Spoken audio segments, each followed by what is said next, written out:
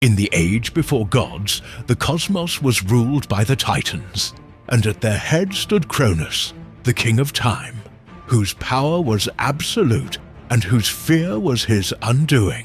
A prophecy foretold that one of his own children would rise to overthrow him. And so, Cronus devised a terrible solution. With each birth, the massive Titan, clad in dark metallic armor, would receive the newborn from his distraught consort, Rhea. He would not allow fate to claim his throne. He consumed them whole, sealing their existence within his own body. Rhea watched, heartbroken, as her children vanished into the void of their father's paranoia. The other Titans, massive and imposing, could only look on in silent terror, witnessing the chilling extent of Cronus's tyranny. His rule was a shadow, heavy and oppressive, driven by the absolute certainty of his own downfall. But a mother's love is a force even prophecy cannot contain. When the time came for her sixth child, Rhea resolved to defy the King of Time. In the quiet darkness, lit only by the soft conspiratorial moonlight, she held the newborn Zeus, a tiny infant with eyes that already glowed with nascent power. This child would not be swallowed. This child would be the key to freedom. Rhea quickly wrapped a large stone in the swaddling clothes, making it appear identical to the infant. With a heart pounding against her ribs, she presented the bundle to Cronus. The paranoid king, blinded by his own fear and haste, swallowed the stone without suspicion, believing he had once again cheated destiny.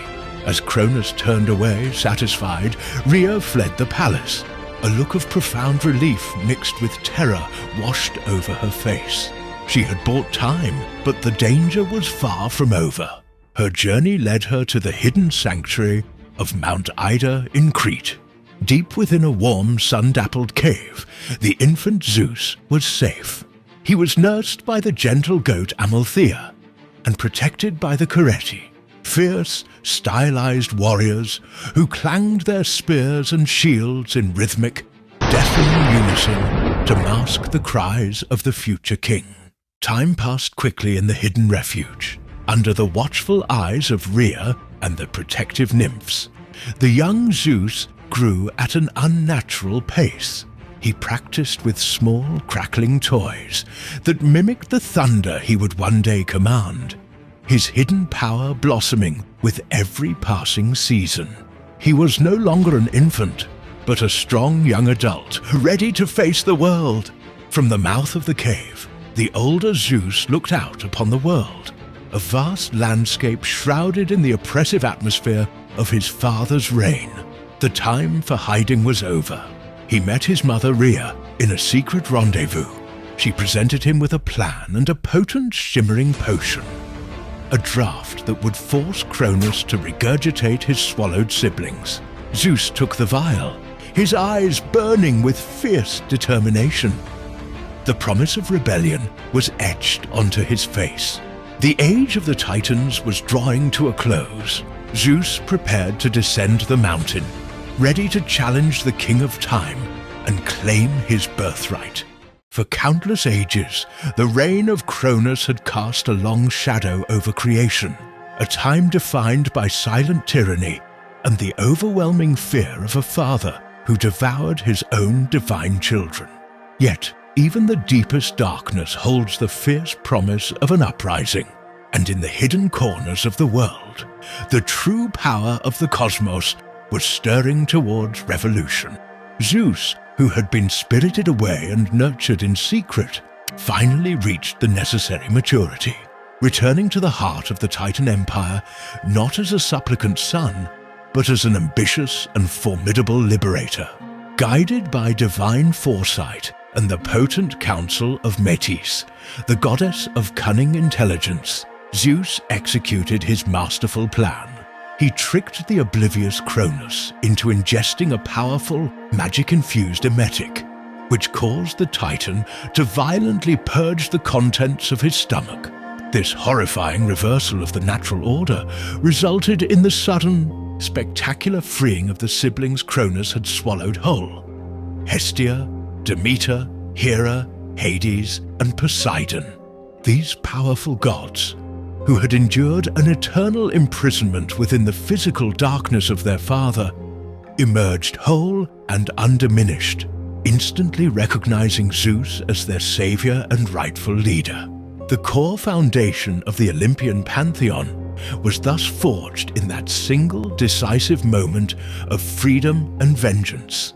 This act of liberation was, in essence, the very first declaration of war, instantly fracturing the universe into two opposing forces.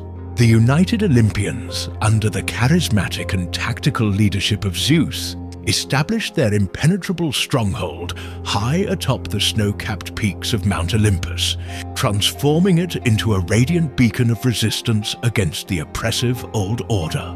Conversely, Cronus gathered the staunch remainder of his loyal Titan brethren, including Atlas, Koios, Krios, Iapetus, and Hyperion, and prepared their battle lines upon the neighboring formidable heights of Mount Othrys. The stakes were now absolute and existential, involving nothing less than the total control of the universe and the ultimate fate of all existence. Recognizing the monumental nature of the impending struggle, Zeus strategically ventured down into the abyssal depths of Tartarus, seeking to secure the allegiance of those wronged by the Titans.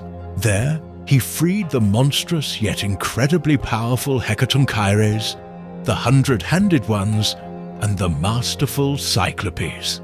These mighty beings, eternally grateful for their freedom, immediately swore their undying loyalty to Zeus, gifting the Olympian leaders their signature weapons of power. The Cyclopes forged for Zeus the terrifying self-guiding thunderbolt, for Poseidon the mighty earth-shaking trident, and for Hades the helm of darkness, which granted the wearer invisibility. The battle lines had been perfectly drawn in the celestial dust, separating light from shadow, order from chaos, and the new generation from the old. This conflict was not a mere dispute over territory or title. It was the inevitable cataclysmic struggle for cosmic supremacy that would define the mythological age.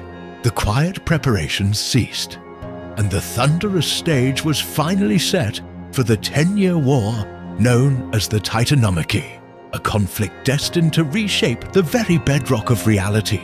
The era of silent oppression was irrevocably over, and the age of thunder and glory was poised to explode across the heavens. For 10 long years, the war between the young Olympian gods and the ancient Titans raged. The conflict, known as the Titanomachy, had scarred the very face of the world, turning Olympus and Othrys into desolate battlegrounds. Both sides were exhausted, locked in a brutal, seemingly endless stalemate. Zeus, the leader of the Olympians, stood before his siblings, his golden armor dulled by the dust of war. He admitted the grim truth: their current strength was insufficient to break the Titans' hold. Victory required a power they did not yet possess. Driven by desperation and resolve, Zeus left the battlefield. He journeyed to a sacred hidden grove, seeking the counsel of the most ancient being, Gaia, the primordial earth. As Zeus knelt, the earth itself stirred.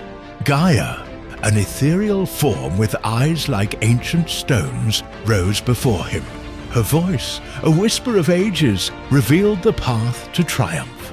She told Zeus that the key to victory lay not in new strength, but in forgotten allies. His uncles, the Cyclopes, and the Hecatoncheires, imprisoned deep within Tartarus. Guided by this ancient wisdom, Zeus, Poseidon, and Hades began their perilous descent. They plunged into the dark pit of Tartarus, a realm of shadow, fire, and eternal torment. The journey was fraught with danger, a testament to the depths of their resolve to free the imprisoned giants. Deep within the abyss, the Olympians found their uncles. With divine strength, they shattered the chains that bound the Cyclopes and the Hecatoncheires. In gratitude for their freedom, the Cyclopes, masters of the forge, immediately set to work. In a blinding flash of divine fire and molten metal, they forged the weapons of ultimate power. The Master Thunderbolt for Zeus, the glowing trident for Poseidon, and the Helm of Darkness for Hades. Armed with these god-tier weapons and flanked by the colossal Hecatoncheires, the Olympians returned to the surface. The sight of the 100-handed giants and the newly armed gods instantly shifted the balance of power. The tide of the war had turned. The final battle erupted with cataclysmic force. Zeus unleashed the full, terrifying power of the Master Thunderbolt, splitting the sky and raining divine fire upon the Titans. Poseidon drove his trident into the earth, shattering the land and causing mountains to crumble. Hades, cloaked by the Helm of Darkness, moved unseen, striking fear and confusion into the hearts of the enemy. The Hecatoncheires, with their 100 powerful arms, hurled massive boulders and mountains at the Titans. Cronus, the weary leader of the Titans, was finally overthrown. Defeated and stripped of his power, he was cast down into the eternal darkness of Tartarus, followed by the rest of the defeated Titans. The war was over.